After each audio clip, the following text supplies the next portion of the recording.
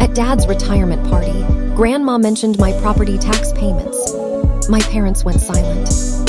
I never planned to attend my father's retirement party.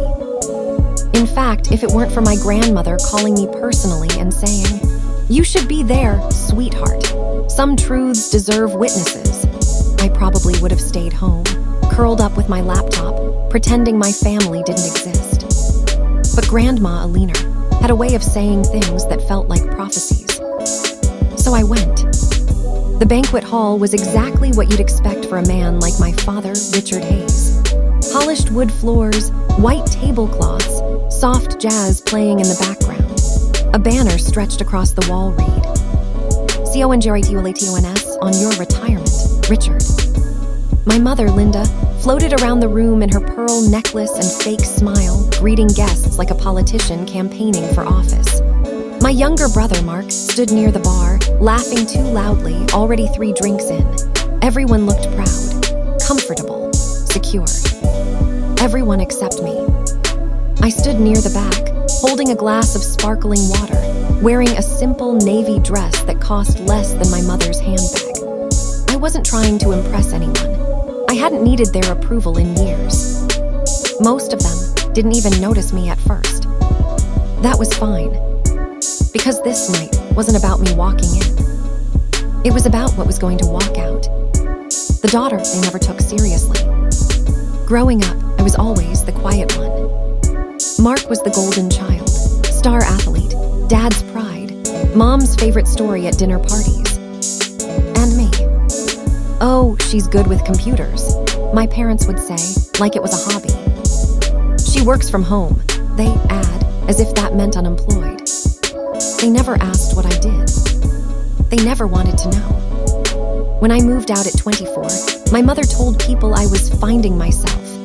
When I bought my first car outright, my father assumed I'd taken a loan. When I stopped asking them for anything at all, they felt relieved. I let them. Some battles are won by silence. The speech that changed everything. An hour into the party, Dad tapped his glass with a fork. The room quieted. He stood at the podium, chest puffed out, gray hair neatly combed, the image of a man who believed he'd earned every comfort he had. "I just want to say," he began, voice thick with emotion, "that none of this would have been possible without my family." My mother beamed. "My wife, Linda, who stood by me through everything," he continued. Applause. "And my son, Mark," he said, placing a hand on my brother's shoulder, "who makes me proud every day." Louder applause. Then his eyes flicked toward me. "And my daughter," he said, pausing as if searching for the right word, "who, does her own thing." Polite claps, a few awkward smiles. I nodded slightly and sipped my drink. I was used to being an afterthought. What I wasn't used to was what happened next. Grandma speaks. As Dad stepped away from the podium, Grandma Alina rose from her chair. She was 82 years old, barely 5 feet tall, leaning on a silver cane. But when she spoke, the room listened. "Richard," she said warmly, "you forgot something." Dad froze. "Oh," he laughed nervously. "Did I, Mom?" She smiled sweetly, too sweet. "You forgot to thank your daughter," Grandma said, turning slowly until her sharp blue eyes landed on me, "for paying the property taxes all these years." The room went silent. Not awkward silence. Shocked silence. My mother's smile collapsed like wet paper. Mark frowned. "What?" Dad blinked. "Mom, what are you talking about?" Grandma tilted her head. "The house, the lake cabin, the commercial property downtown." She tapped her cane lightly against the floor. Tap, tap.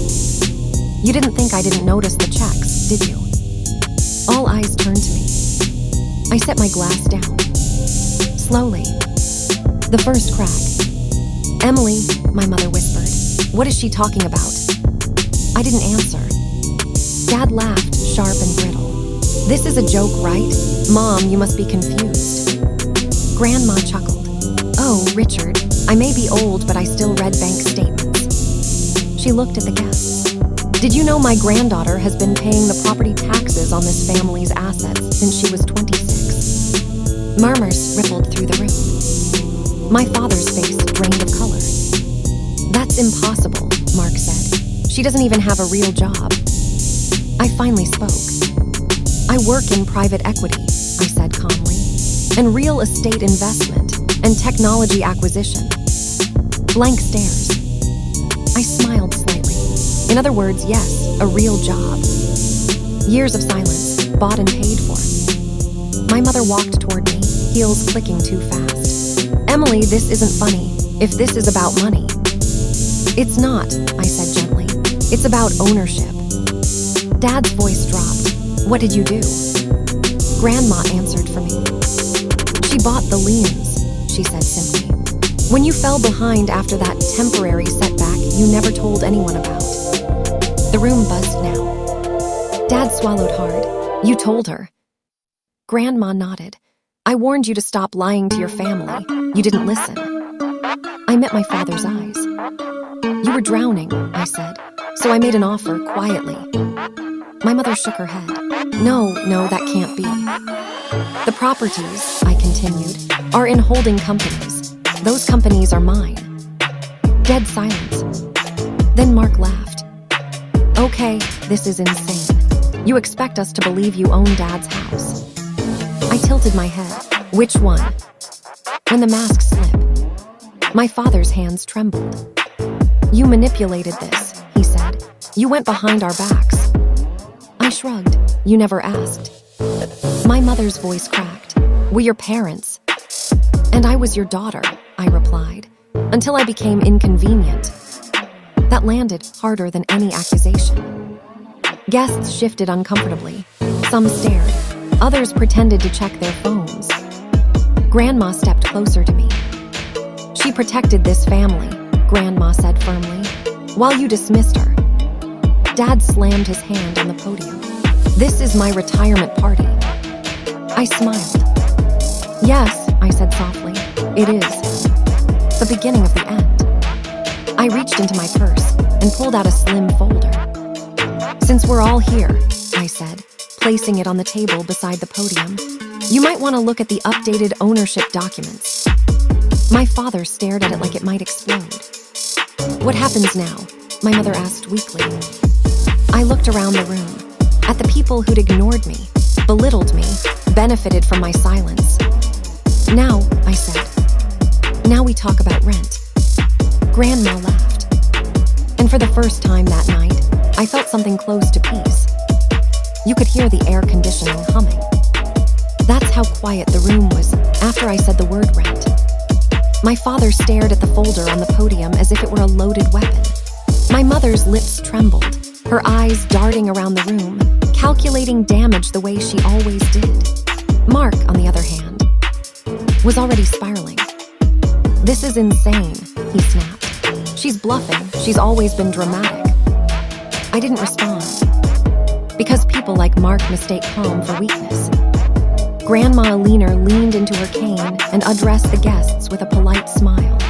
Perhaps this isn't the best setting for family business, she said. But since it was brought up publicly, I suppose the truth can finish publicly too. Dad finally picked up the folder. His hands shook as he opened it.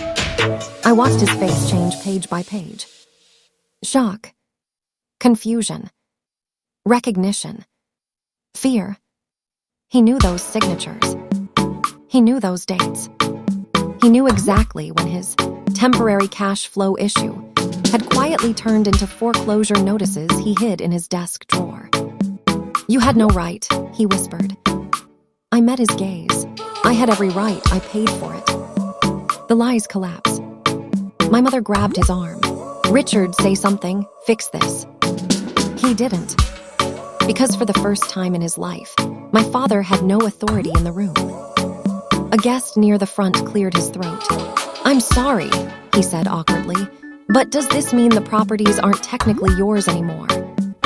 I answered before Dad could. They haven't been for years, I said. I just never changed who lived in them. The implication settled like a bomb. You let us stay there, my mother asked. I let my parents keep their lifestyle, I replied, while pretending I didn't exist. Mark stepped forward. You expect us to pay you now, your family.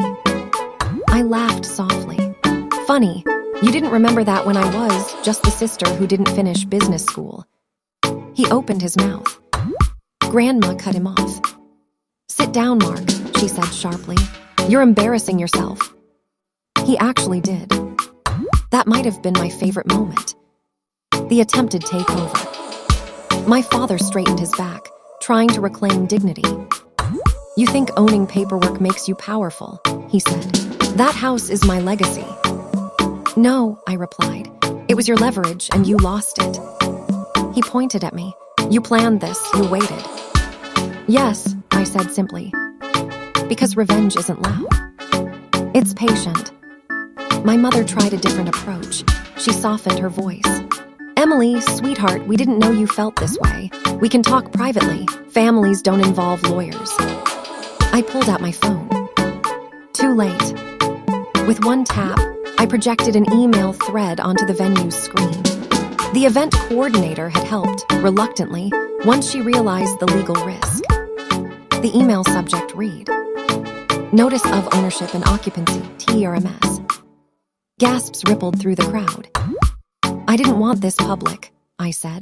But you spent years telling people I was nothing. Tonight just corrected the record. The final betrayal. Mark exploded. You're doing this because you're jealous, he shouted.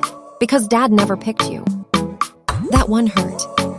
But it also freed me. I'm doing this, I said evenly. Because when Dad needed help, I gave it. And when I needed respect, you gave me silence. Dad's voice cracked. You'd really evict us. I thought of the nights I cried alone. The holidays I skipped.